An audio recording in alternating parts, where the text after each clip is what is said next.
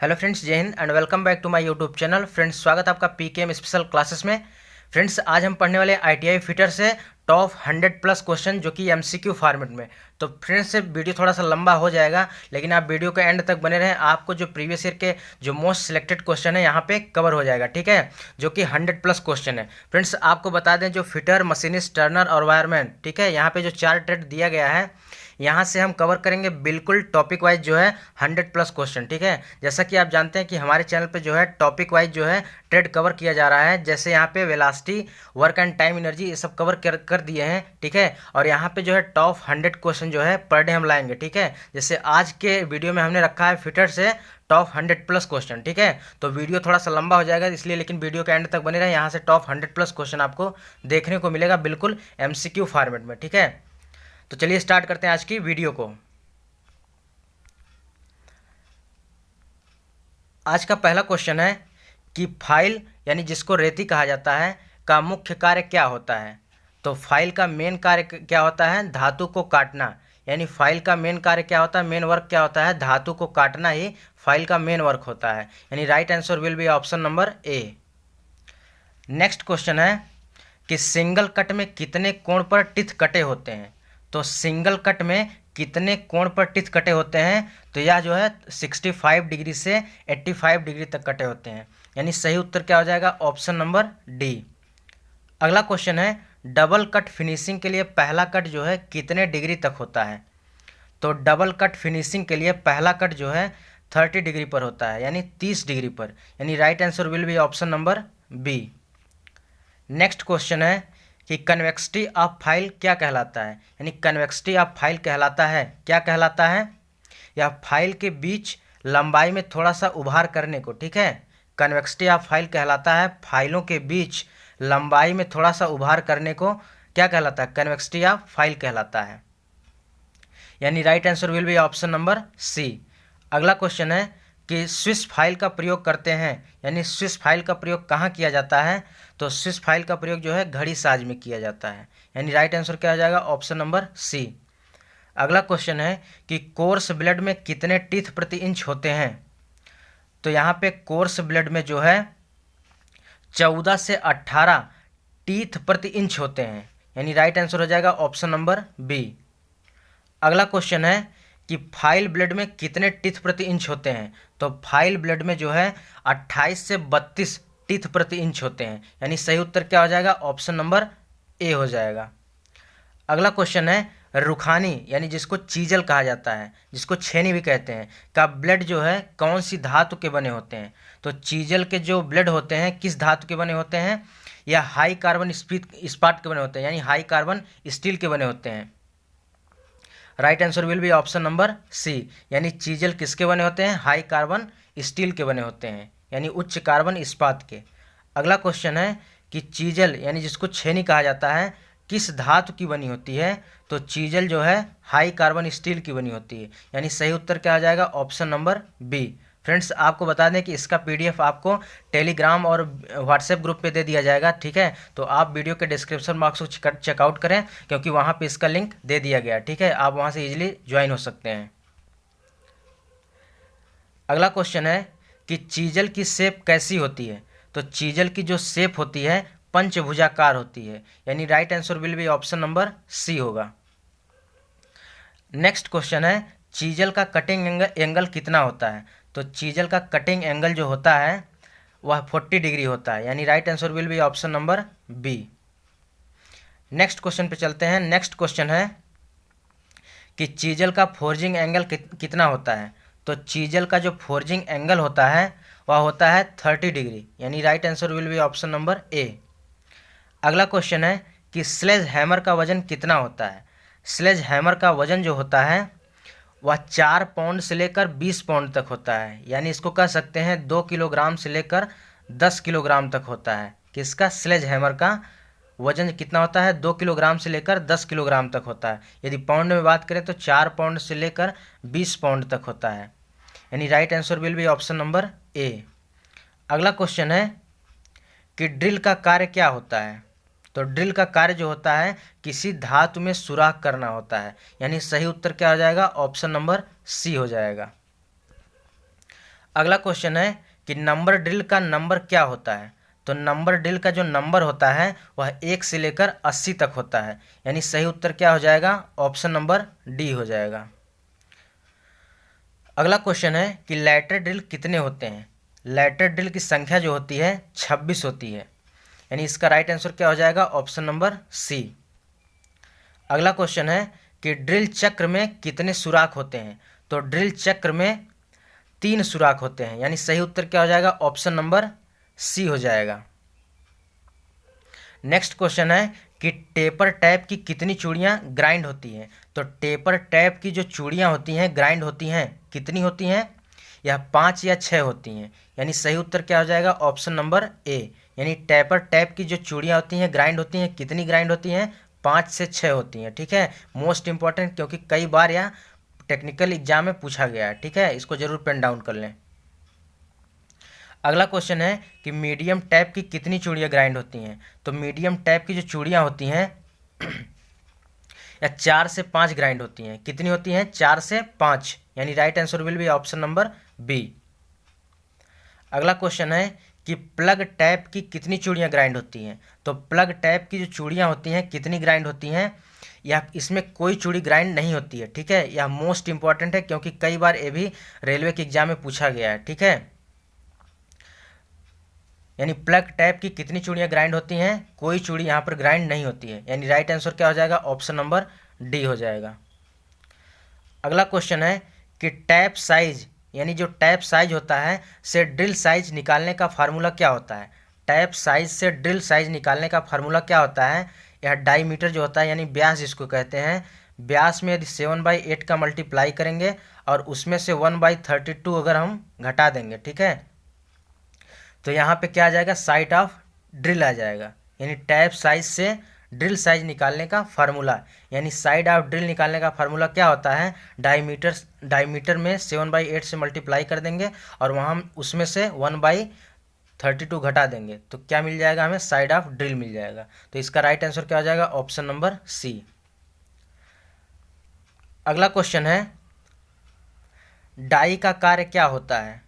तो डाई का कार्य जो होता है चूड़ी काटने का यंत्र है। ठीक है, यानी डाई क्या करता है, चूड़ी काटता है, यानी इसका राइट आंसर क्या हो जाएगा, ऑप्शन नंबर बी हो जाएगा।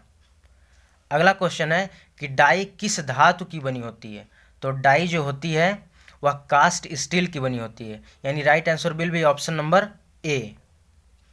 नेक्स्ट क्वेश्चन है फिक्स डाई के अंदर कितने होल होते हैं। तो फिक्स डाई के अंदर जो है कितने होल होते हैं, तो 4 होल होते हैं, यानी सही उत्तर क्या हो जाएगा, ऑप्शन नंबर सी। अगला क्वेश्चन है कि स्लिट यानी स्प्लिट डाई का आकार किस अक्षर जैसा होता है। तो स्प्लिट डाई का आकार जो होता है वह किस अक्षर के समान होता है, सी अक्षर के समान होता है। किस अक्षर के समान, सी अक्षर के समान, यानी right answer will be option number C हो जाएगा। फ्रेंड्स, यदि वीडियो अच्छी लग रही हो तो वीडियो को एक बार जरूर लाइक कर दें, ताकि आपको थोड़ा सा आपके लाइक करने से वीडियो से और उसके बाद कमेंट करने से हमें मोटिवेशन प्राप्त होता है। ठीक है, इसलिए वीडियो को जरूर लाइक कर दें। नेक्स्ट क्वेश्चन है स्प्लिट डाई के अंदर कितने स्क्रू लगे होते हैं। तो स्प्लिट डाई के अंदर जो है कितने स्क्रू लगे होते हैं, या 3 स्क्रू लगे होते हैं, यानी right answer will be option number B. Next question है वाइस का प्रयोग किसके लिए किया जाता है। तो वाइस का प्रयोग जो है जॉब को पकड़ने के लिए किया जाता है। ठीक है, सही उत्तर क्या हो जाएगा, ऑप्शन नंबर बी हो जाएगा। अगला क्वेश्चन है कि ट्राई स्क्वायर का कार्य क्या होता है। तो ट्राई स्क्वायर का कार्य क्या होता है, यहाँ से देख लेते हैं। पहला वाला जो ऑप्शन दिया है जॉब के सरफेस को लेवल करने के लिए, ट्राई का जो कार्य होता है, ट्राई स्क्वायर का कार्य क्या होता है, जॉब के सरफेस को लेवल करने के लिए, बिल्कुल सही है।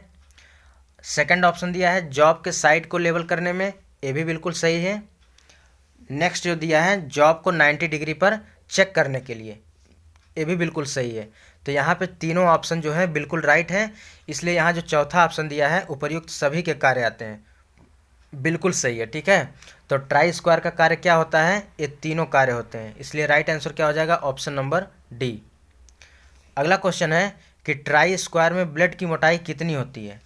तो ट्राई स्क्वायर में जो ब्लेड की मोटाई होती है कितनी होती है, तो 1/8 इंच या 1/16 इंच होती है, यानी right answer will be option number ए हो जाएगा। अगला क्वेश्चन है, आकृति के अनुसार विभाजित निम्नलिखित में से कौन से कैलिपर्स हैं? तो आकृति के अनुसार विभाजित निम्नलिखित में से कौन से कैलिपर्स हैं? तो इसका राइट आंसर क्या आ जाएगा? Option number D. कौन कौन से?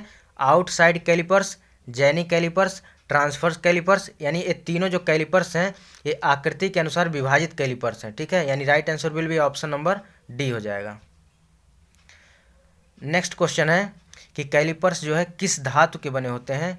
तो कैलिपर्स जो होते हैं वह स्टील के बने होते हैं, यानी right answer will be option number A. Next है, जेनी कैलिपर्स को अन्य किस नाम से जानते हैं? तो जेनी कैलिपर्स को आर्ड लेग कैलिपर्स या हर्माफ्रोडाइट कैलिपर्स, लेग कैलिपर्स, यानी तीनों नामों से जाना जाता है। ठीक है, इसका राइट आंसर क्या आ जाएगा? Option number D. अगला क्वेश्चन है कि सरफेस प्लेट का आकार निम्नलिखित में से कैसा होता है? तो सरफेस प्लेट का आकार जो होता है वर्गाकार और तथा आयताकार दोनों होता है। क्या होता है? वर्गाकार तथा आयताकार दोनों होता है। किसका आकार? सरफेस प्लेट का आकार। तो इसका राइट आंसर क्या हो जाएगा? Option number C. Next question है, अगला क्वेश्चन है कि निम्नलिखित में से सरफेस प्लेट का क्या लाभ है? तो सरफेस प्लेट का क्या लाभ होता है? यहाँ पे पहला ऑप्शन दिया है, इससे किसी भी जॉब पर मार्किंग कर सकते हैं। बिल्कुल सही कि सरफेस प्लेट पर किसी भी जॉब पर मार्किंग कर सकते हैं। नेक्स्ट जो दिया है, जॉब के थिकनेस को चेक कर सकते हैं कि जॉब कितनी मोटी है, ठीक है, जॉब कितनी पतली है। नेक्स्ट जो दिया है, जॉब के लेवल को चेक कर सकते हैं। ठीक है, जॉब के लेवल को भी चेक कर सकते हैं। यानी सरफेस प्लेट का क्या लाभ है कि किसी भी जॉब पर मार्किंग कर सकते हैं, उसकी थिकनेस को चेक कर सकते हैं और उसके बाद उस जॉब के लेवल को भी चेक कर सकते हैं। यानी दिए गए यहाँ जो तीन ऑप्शन है बिल्कुल सही है और जो चौथा ऑप्शन दिया है उपर्युक्त सभी सत्य यानी बिल्कुल सही है। यानी right answer will be option number D. अगला क्वेश्चन है कि ऑर्डिनरी मार्किंग ब्लॉक का बेस किसका बना होता है? तो ऑर्डिनरी मार्किंग ब्लॉक में बेस जो होता है किसका बना होता है? तो इसका राइट आंसर हो जाएगा option number B, cast iron का बना होता है। ठीक है, अगला क्वेश्चन है कि यूनिवर्सल मार्किंग ब्लॉक के नीचे सरफेस पर किस आकार की शेप कटी होती है? जो यूनिवर्सल मार्किंग होती है ब्लॉक के नीचे जो सरफेस पर, उसकी जो शेप कटी होती है किस आकार में शेप कटी होती है? तो इसका राइट आंसर क्या हो जाएगा? ऑप्शन नंबर डी, यह वी आकार की कटी होती है। यूनिवर्सल जो है, यूनिवर्सल मार्किंग ब्लॉक के नीचे जो सरफेस पर जो शेप कटी होती है किस आकार की कटी होती है? वी आकार की कटी होती है। ठीक है, इसको जरूर पेन डाउन कर लें, काफ़ी इंपॉर्टेंट है।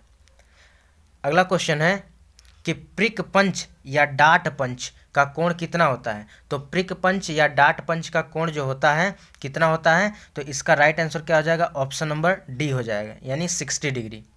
प्रिक पंच हो या डाट पंच हो, दोनों नामों से जाना जाता है। ठीक है, एक ही चीज़ को दो नामों से जाना जाता है। प्रिक पंच को ही डाट पंच कहा जाता है। तो इसका कोण कितना होता है? 60 डिग्री होता है। अगला क्वेश्चन है कि सेंटर पंच के नीचे का पॉइंट का कोण कितने डिग्री का होता है? तो इसका राइट आंसर क्या हो जाएगा? Right answer will be option number C. ठीक है, 90 डिग्री होता है। प्रिक पंच का कोण कितना होता है? 60 डिग्री, लेकिन सेंटर पंच का कोण कितना होता है? 90 डिग्री होता है। ठीक है, तो दोनों को एक साथ याद कर लें, प्रिक पंच का 60 डिग्री और सेंटर पंच का 90 डिग्री। अगला क्वेश्चन है कि जब कहीं किसी जॉब पर नंबर डालना हो, मान लीजिए कोई जॉब है उस पर नंबर डालना है, तो किसका प्रयोग करते हैं? किस पंच का? तो वहाँ पे नंबर पंच का प्रयोग करते हैं। यानी right answer will be option number ए। अगला क्वेश्चन है कि स्क्रू ड्राइवर किस धातु के बनाए जाते हैं? तो स्क्रू ड्राइवर जो होते हैं किस धातु के बनाए जाते हैं? तो यह कार्बन स्टील के बनाए जाते हैं। यानी right answer will be option number A. Next question है, प्लायर का क्या कार्य होता है? प्लायर यानी जो प्लास होता है उसका कार्य क्या होता है? तो उसका जो कार्य होता है क्या होता है, इसको देख लेते हैं। पहला ऑप्शन दिया है, यह किसी भी चीज़ को पकड़ने के काम आता है। यानी प्लायर क्या करता है? किसी भी चीज़ को पकड़ने के काम आता है। और उसके बाद यहाँ दूसरा दिया है, इससे सुराख बनता है। बिल्कुल गलत है, इसलिए पहला वाला उत्तर सही हो जाएगा। यानी right answer will be option number A. Next question है कि स्पैनर के कितने मुंह होते हैं? ठीक है, स्पैनर कितने मुंह वाले होते हैं? तो यह 2 मुंह वाले होते हैं। ठीक है, क्योंकि स्पैनर देखते होंगे कुछ इस प्रकार रहता है। ठीक है, कितने मुंह वाले होते हैं? 2 मुंह वाले होते हैं। यानी right answer will be option number सी।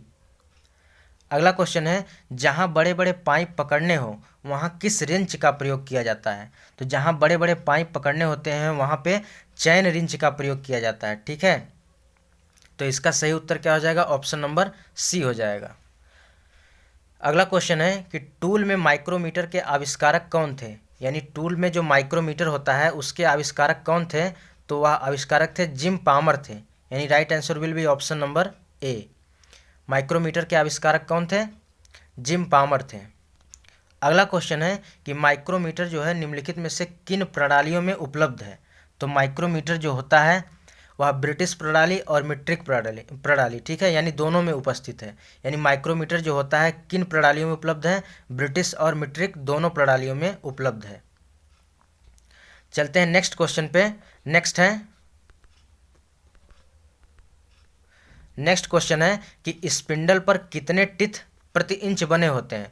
तो जो स्पिंडल होता है उस पर जो है 40 टिथ प्रति इंच बने होते हैं। यानी right answer will be option number D हो जाएगा। ठीक है, नेक्स्ट क्वेश्चन है कि बैरल के लिए निम्नलिखित में से क्या सत्य है? तो बैरल के लिए निम्नलिखित में से क्या सत्य है? तो यहाँ पे इसका राइट आंसर हो जाएगा ऑप्शन नंबर डी। ठीक है, कौन कौन से देख लेते हैं।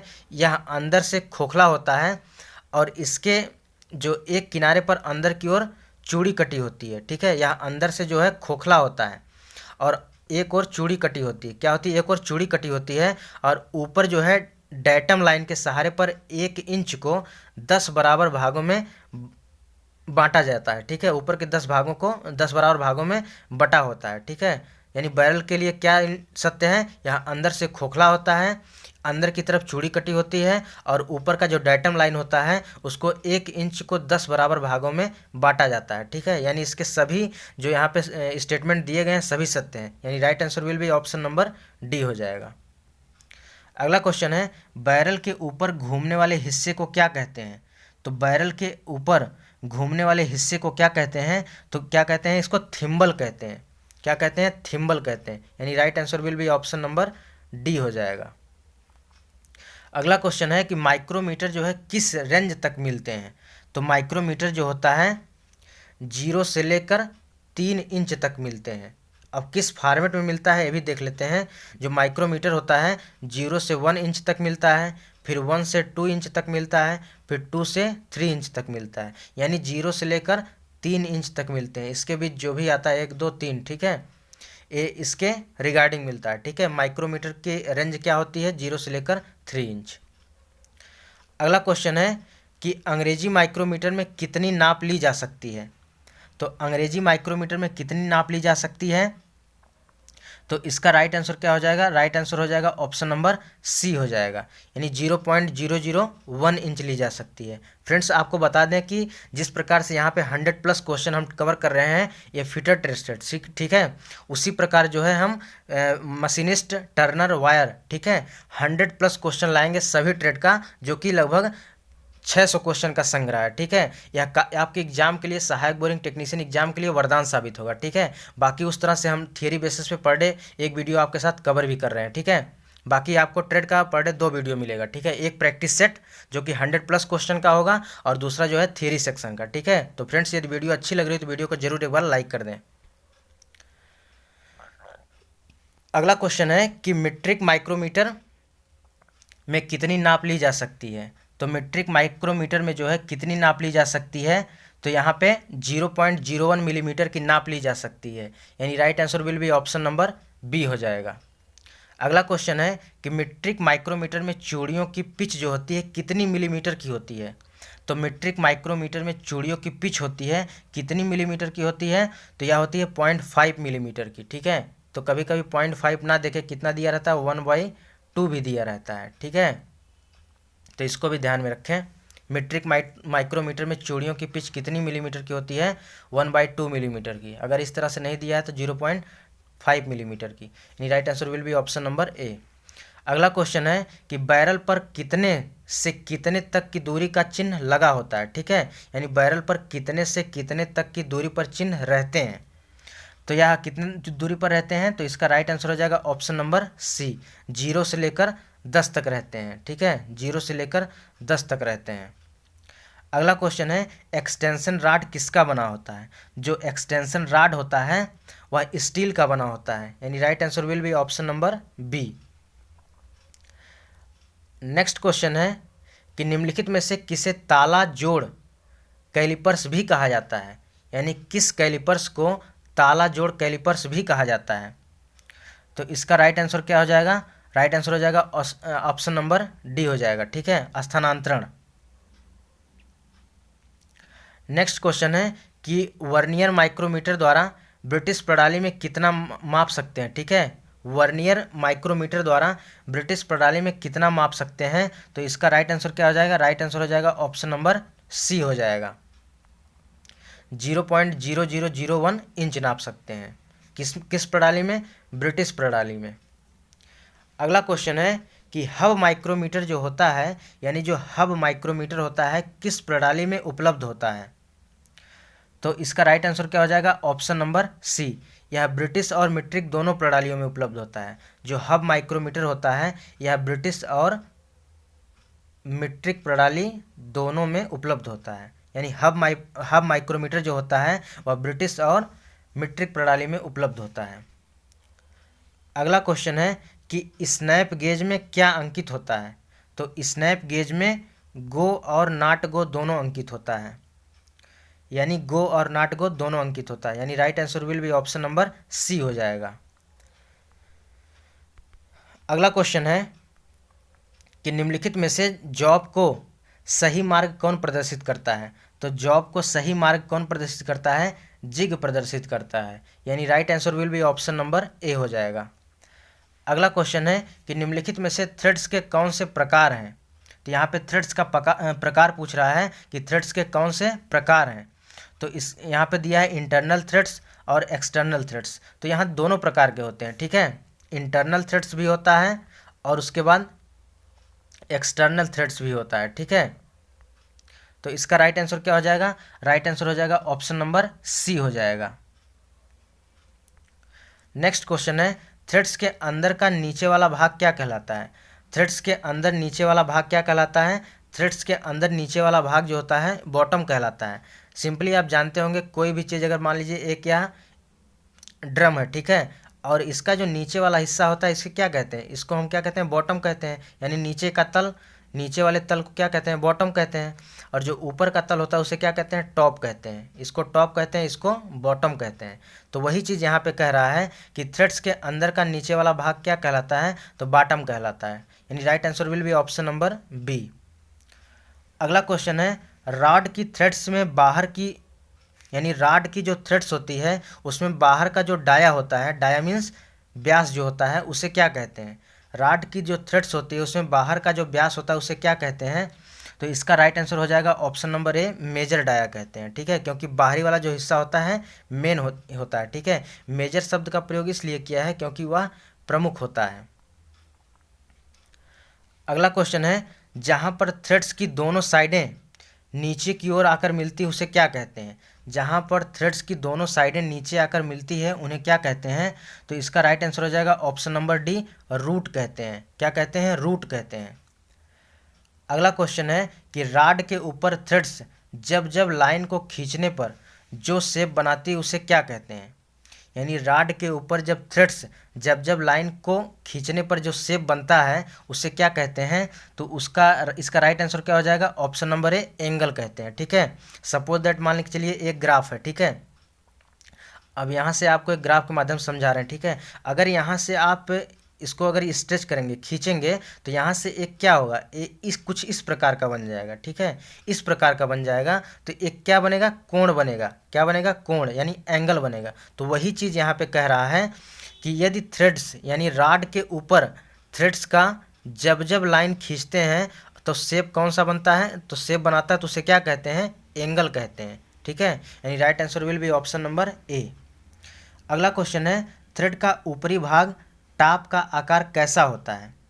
थ्रेड के ऊपरी भाग का जो टाप होता है उसका आकार कैसा होता है। तो इसका राइट आंसर क्या हो जाएगा, ऑप्शन नंबर सी हो जाएगा, यानी गोल भी होता है और वर्गाकार भी होता है। मान के चलिए कोई थ्रेड है, ठीक है, इसके टॉप का आकार कैसा होता है, गोल भी होता है और वर्गाकार भी होता है, ठीक है। तो इसलिए राइट आंसर क्या हो जाएगा, ऑप्शन नंबर सी, ए और बी दोनों। अगला क्वेश्चन है, किसी भी थ्रेड के रूट में यानी किसी भी थ्रेड के रूट एवं क्रेसेट के मिलने से जो रेखा बनती है वह क्या कहलाती है।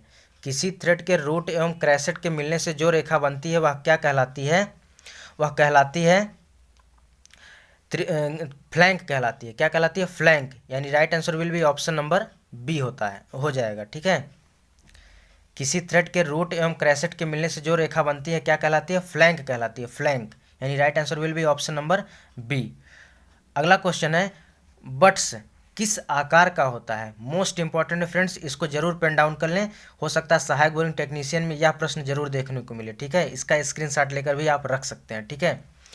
बट्स जो होता है किस आकार का होता है, बट्स जो है त्रिभुजाकार होता है। कैसा आकार होता है, त्रिभुजाकार होता है।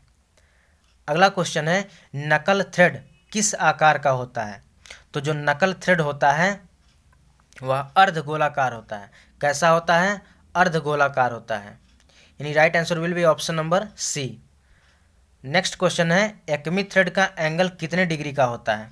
तो एक्मी थ्रेड का जो एंगल होता है 29 डिग्री यानी 29 डिग्री का होता है। यानी right answer will be option number D. अगला क्वेश्चन है, निम्नलिखित में से किसका सूत्र है। जैसे यहाँ पे कुछ पॉइंट्स दे देगा और पूछेगा किसका सूत्र है, तो कैसे इसको निकालेंगे। तो सबसे पहले करेंगे क्या, यहाँ पे अगर आपको बिल्कुल नहीं याद है तो लास्ट में इसका हम ट्रिक भी बता देंगे, ठीक है, कि कैसे हम इसको याद कर सकते हैं बिल्कुल ट्रिक के माध्यम से। पहले 2-3 क्वेश्चन पढ़ लेते हैं, उसके बाद लास्ट में हम इसका ट्रिक भी बता देंगे। तो यहाँ पे जैसे कोण दिया है 55 डिग्री और डेप्थ यानी गहराई दिया है 0.6403 इंटू पिच दिया है, और पिच बराबर क्या दिया है 1/TPI दिया है। और यहाँ पे रेडियस जो दिया है यानी त्रिज्या जो दिया है 0.1375 इंटू पिच है। ये सब देने के बाद आपसे पूछेगा यह किसका फार्मूला है। तो यह BSW का फार्मूला है। किसका है, BSW का फार्मूला है। यानी right answer will be option number ए। तो फ्रेंड्स आपको यह याद करना पड़ेगा, ठीक है, तभी जाके याद होगा। और बात करें यहाँ BSW का फुल फॉर्म क्या होता है, कई बार पूछा है BSW का फुल फॉर्म क्या होता है। तो ब्रिटिश स्टैंडर्ड व्हिटवर्थ होता है। क्या होता है, ब्रिटिश स्टैंडर्ड व्हिटवर्थ होता है, ठीक है। अब चलते हैं अगले क्वेश्चन पे। अगला क्वेश्चन है, यदि कोण जो है 0 डिग्री हो और डेप्थ यानी गहराई जो है 0.5 इंटू पिच हो और रेडियस का मान कितना दिया है, रेडियस का मान दिया हो पिच +4, तो यह किसका है, किसका सूत्र है।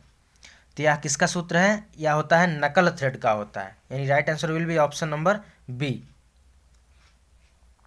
फ्रेंड्स आपने यहाँ पे नोटिस किया होगा, तो अगर आपको कुछ नहीं याद है तो आप यहाँ से नोटिस कर सकते हैं, और उसके बाद आपको अगर एग्जाम में याद नहीं आ रहा है तो केवल आप एक पॉइंट याद रखिए, आपका 100% आंसर सही होगा और 100% आंसर सफल होने की संभावना ज़्यादा रहेगी, ठीक है।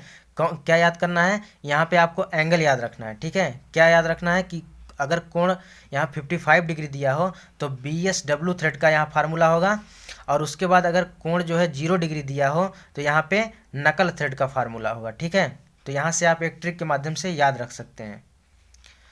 अगला क्वेश्चन है,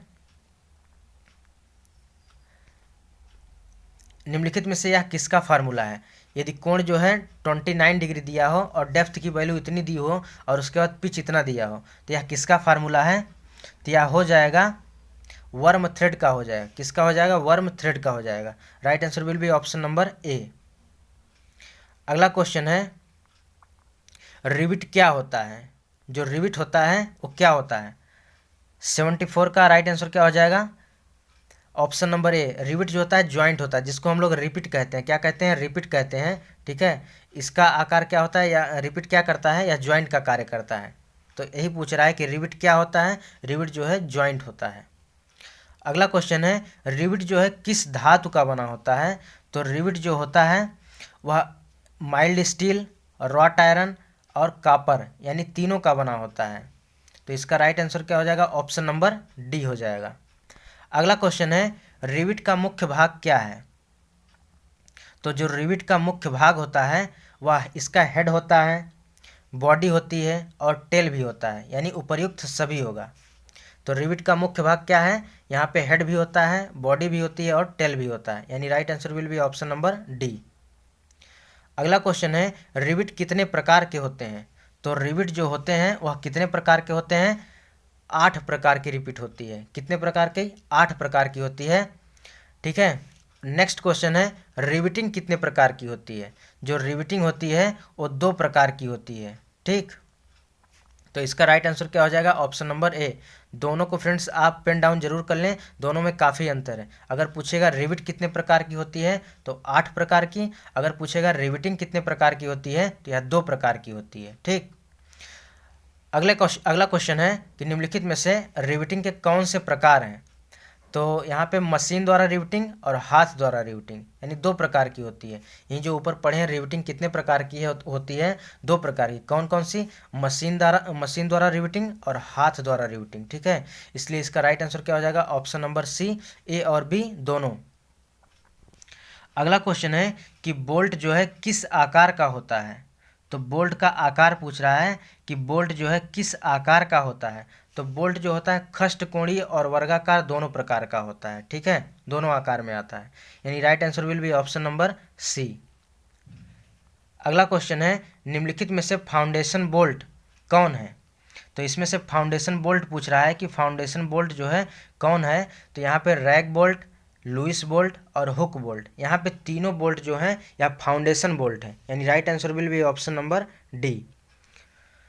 अगला क्वेश्चन है किस बोल्ट में BSW चूड़ी कटी होती है? ठीक है, यानी BSW चूड़ी जो है कटी होती है किस बोल्ट में? तो इसका राइट आंसर क्या हो जाएगा? राइट आंसर हो जाएगा ऑप्शन नंबर ए, रैग बोल्ट में कटी होती है। ठीक है फ्रेंड्स, अभी हमने BSW का यहाँ पे फुल फॉर्म बताया है, तो एक बार आप कमेंट सेक्शन में ज़रूर आके बताएं कि BSW का फुल फॉर्म क्या होता है। ठीक है, तो निम्नलिखित में से किस बोल्ट में BSW चूड़ी कटी होती है? तो रैग बोल्ट में BSW चूड़ी कटी होती है, यानी right answer will be option number ए हो जाएगा। अगला क्वेश्चन है की कितने प्रकार की होती है? तो की का जो प्रकार होता है कितने प्रकार की होती है? तो यह 6 प्रकार की होती है, यानी राइट आंसर हो जाएगा ऑप्शन नंबर डी। अगला क्वेश्चन है कि ट्रेन ऑफ गियर के लिए सही है। यहाँ पे 4 स्टेटमेंट दिए गए हैं, इनमें से पिक आउट करना है कि ट्रेन ऑफ गियर के लिए कौन सा सही है। तो पहला जो दिया है सीरीज में 2 या 2 से अधिक गियर होते हैं। दूसरा जो दिया है इसके टीथ आपस में मिले रहते हैं। और तीसरा जो स्टेटमेंट दिया है इसका प्रयोग पावर को एक जगह से दूसरे जगह ले जाने में किया जाता है। ठीक है, तो यहाँ से पूछ रहा है कि कौन सा सही है। तो यहाँ पे जो तीनों स्टेटमेंट दिए गए हैं बिल्कुल ट्रू हैं, इसलिए इसका राइट आंसर क्या हो जाएगा? ऑप्शन नंबर डी, उपर्युक्त सभी। अगला क्वेश्चन है कि निम्नलिखित में से पिन के प्रकार हैं। पिन के यहाँ से कौन से प्रकार हैं? यहाँ से पिक आउट करना है कि पिन का प्रकार कौन सा है। तो इसका राइट आंसर हो जाएगा ऑप्शन नंबर डी, यानी यह तीनों जो है पिन के प्रकार हैं। कौन कौन से? स्प्लिट पिन, स्लीव पिन और उसके बाद डावल पिन, यह तीनों जो है पिन के प्रकार हैं, यानी right answer will be option number D. अगला क्वेश्चन है स्ट्रेट काटर जो होता है कैसा होता है? तो स्ट्रेट काटर कैसा होता है? यह आकृति में सीधा होता है। कैसा होता है? आकृति में सीधा होता है, यानी right answer will be option number ए। अगला क्वेश्चन है कि निम्नलिखित में से कौन बेल्ट ड्राइव का नाम है? ठीक है, यहाँ बेल्ट ड्राइव का नाम पूछ रहा है कि निम्नलिखित में से कौन है। तो इसका राइट आंसर हो जाएगा ऑप्शन नंबर डी, यानी flat belt, we belt, round belt. यानी बेल्ट का प्रकार पूछ रहा है कि बेल्ट कितने प्रकार के होते हैं। यहाँ पे जो दिया है तो यानी फ्लैट बेल्ट, वी बेल्ट और उसके बाद राउंड बेल्ट। ठीक है, यहाँ बेल्ट के तीनों प्रकार हैं, यानी ठीक है, इसका राइट आंसर क्या हो जाएगा? Option number D. अगला क्वेश्चन है पुली ड्राइव में कौन सी हानियां हैं? तो पुली ड्राइव में यहाँ पे हानियां पूछ रहा है कि इनमें से कौन सी हानियां हैं। ठीक है, तो यहाँ पे पहला स्टेटमेंट दिया है कि इसमें जो है स्लिपेज का भय रहता है, और दूसरा दिया है यह कम लोड उठाती है, और तीसरा जो दिया है यह जगह जो है ज़्यादा घेरती है। ठीक है, तो पुली ड्राइव में इसके तीनों हानियां हैं। ठीक है, यह स्लिप भी करती है, यानी स्लिप माने फिसलती भी है, कम लोड लेती है, ज़्यादा लोड अगर देंगे तब भी फिसलने लगती है, और उसके बाद मान के चलिए एक पुल्ली यहाँ पर लगी है और दूसरी पुल्ली यहाँ पे लगी है, ठीक है। एक यहाँ एक्सटेंशन लगा हुआ है और उसके बाद इसके ड्राइव करने के लिए क्या होती है, ज़्यादा जगह की ज़रूरत भी होती है, ठीक है। इसीलिए इसकी तीनों हानियाँ यही हैं। तो यहाँ पे राइट आंसर क्या हो जाएगा, ऑप्शन नंबर डी, यानी उपर्युक्त सभी सत्य हैं। अगला क्वेश्चन है, निम्नलिखित में से गियर ड्राइव कौन कौन से लाभ हैं। यहाँ गियर ड्राइव का लाभ पूछ रहा है कि गियर ड्राइव के कौन कौन से लाभ हैं। तो यहाँ पे गियर ड्राइव कौन कौन से लाभ हैं, पहला दिया है स्लिप नहीं होती है, दूसरा दिया है अधिक स्पीड पर कार्य करती है, और तीसरा दिया है जल्दी पकड़ता है, ठीक है। तो इसका राइट आंसर क्या हो जाएगा, ऑप्शन नंबर डी, उपर्युक्त सभी सत्य हैं। यानी यहाँ पे तीनों स्टेटमेंट जो हैं सभी सत्य हैं। अगला क्वेश्चन है कि ड्रिवन सॉफ्ट को पावर में कैसे बदला जाता है। तो ड्रिवन सॉफ्ट को पावर में कैसे बदलते हैं, तो इसका राइट आंसर क्या हो जाएगा, ऑप्शन नंबर सी, यानी परमानेंट चेंज टेम्प्रोरी चेंज। यानी ड्रिवन सॉफ्ट को कैसे बदला जाता है, परमानेंट भी बदल सकते हैं और टेम्प्रोरी भी बदल सकते हैं, ठीक है। इसलिए इसका राइट आंसर क्या हो जाएगा, ऑप्शन नंबर सी हो जाएगा। फ्रेंड्स बहुत ही इंपॉर्टेंट है, इसको जरूर पेन डाउन करें क्योंकि यह कई बार रिपीट हुआ है कि ड्रिवन सॉफ्ट को पावर में कैसे बदला जाता है। तो यह परमानेंट चेंज द्वारा और टेम्प्रोरी चेंज के द्वारा, दोनों के द्वारा बदला जा सकता है, ठीक है। यानी राइट आंसर क्या हो जाएगा, ऑप्शन नंबर सी। अगला क्वेश्चन है कि बियरिंग का कार्य क्या होता है। बियरिंग का कार्य क्या है, तो यह बियरिंग क्या करती है, यह सपोर्टिंग पीस है जो कि चालू शाफ्ट को स्थिरता प्रदान करती है। बियरिंग क्या है, यह सपोर्टिंग पीस है जो कि चालू शाफ्ट को स्थिरता प्रदान करती है। यानी right answer will be option number ए। अगला क्वेश्चन है कि ड्रिल द्वारा किए गए होल को शुद्ध रूप में लाने के लिए हम जिस टूल का प्रयोग करते हैं वह क्या है। तो वह जो है रीमर होता है। यानी ड्रिल द्वारा किए गए होल को शुद्ध करने में लाने के लिए हम जिस टूल का प्रयोग करते हैं उसको क्या कहते हैं, रीमर कहा जाता है। यानी राइट आंसर क्या हो जाएगा, ऑप्शन नंबर बी हो जाएगा। अगला क्वेश्चन है, माल को काटने का काम कौन करता है। तो माल को काटने का काम जो है कौन करता है, स्क्रैपिंग करता है, ठीक है। माल को काटने का काम कौन करता है, स्क्रैपिंग करता है। यानी right answer will be option number D. अगला क्वेश्चन है कि सरफेस फिनिश में फाइल फिनिश का चिन्ह क्या होता है।